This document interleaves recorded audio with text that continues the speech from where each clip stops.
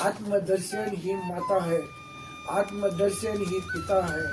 जो स्वयं में दर्शन करते हैं वो स्वयं सिद्धदेव है। वही दर्शन का भेद भी जानता है। जिसने दर्शन का भेद जाना उसी ने खड़े रूप में उसे पहचाना है। उसी की लव अटल रूप में उससे लग गई है। वह भूख मजीर अंधा भी उसे सुन और देख होता है। दौड़कर लोगों के यहाँ भोजन पाने के अर्थ से सती साधु होता है और धन के नष्ट हो जाने पर जो त्यागी होता है। नाथ कहते हैं यह तीनों अभाग्य है, अभाग्य है। मित्र पुत्र माता पिता सबका एक ही द्वार है। अंत नारी मात्र को माता समझकर गोरक्ष ने वैराग्य लिया है। म्हणजे माता जी आहे आई आहे तो गोरखनाथ म्हणे आता मी वैराग्य होतो ह्याचा म्हणजे यात एकात नको जायला। आपलं वैराग्य जंगल में, तो जंगल में राहते आहे आणि जंगल में तुमच्यासारखं राहिलं आनंद झाला मग वैराग्य झालं, त्याला वैराग्य झाला। नारी मात्र को माता समजकर म्हणजे ही माता आहे आपली, समजलं की गोरख ने वैराग्य लिया, लगेच वैराग्य त्यांनी धारण करून केला चांगला राहिली जंगल में। रक्षा करने से चीज रहती है, रक्षा न करने से भी गवा देने से चलती जाती है।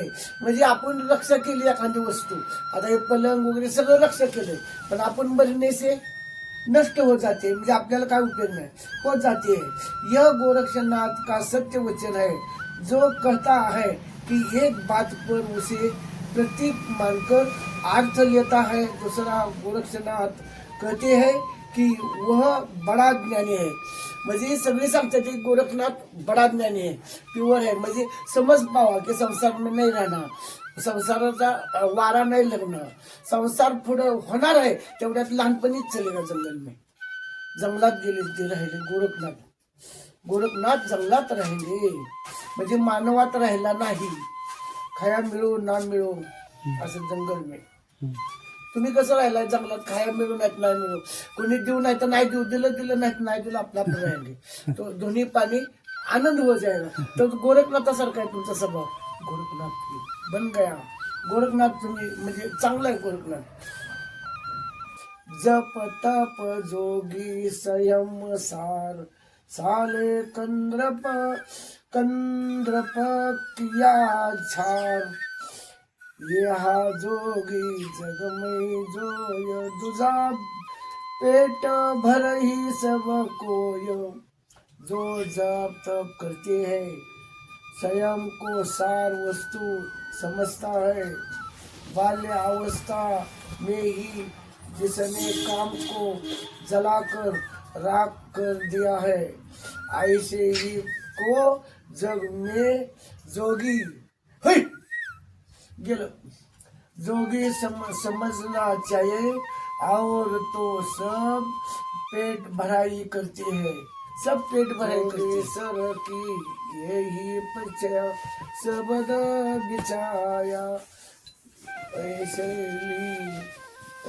जितना लायक वासना हवे तय तो तामई मिले।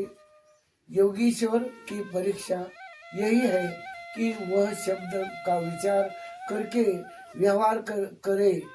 शिष्यगण जितने के अधिकारी हो उतना ही ज्ञान उन्होंने दे। श्री के मर जाने पर जो यति होता है दौड़कर लोगों के यहाँ भोजन पाने के अर्थ जो सती साधु होता है और धन के नष्ट हो जाने पर जो त्यागी होता है। नाथ कहते हैं ये तीनों अभाग्य है। अरे इन्हें भी अभाग्य है, दर्शन देता हो अर्थात अपने आप परब्रह्म निरंजन का साक्षात्कार किया हो।